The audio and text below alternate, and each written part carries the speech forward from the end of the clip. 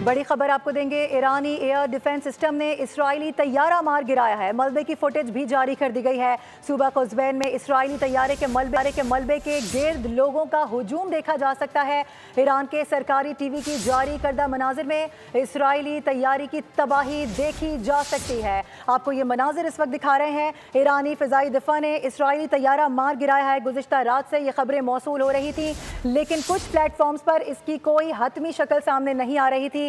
अब मलबे की फुटेज जारी कर दी गई है। सूबा कुज़बैन बताया जा रहा है कि यहाँ पर इदारे के मलबे के गिर्द लोग मौजूद हैं। लोगों का हुजूम यहाँ पर देखा जा सकता है। रात गए ये कार्रवाई की गई है।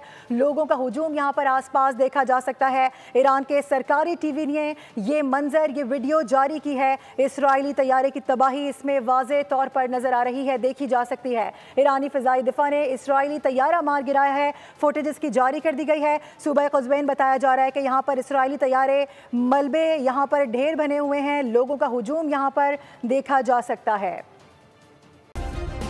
सब्सक्राइब करें और बेल दबाएं ताकि कोई खबर रह न जाए।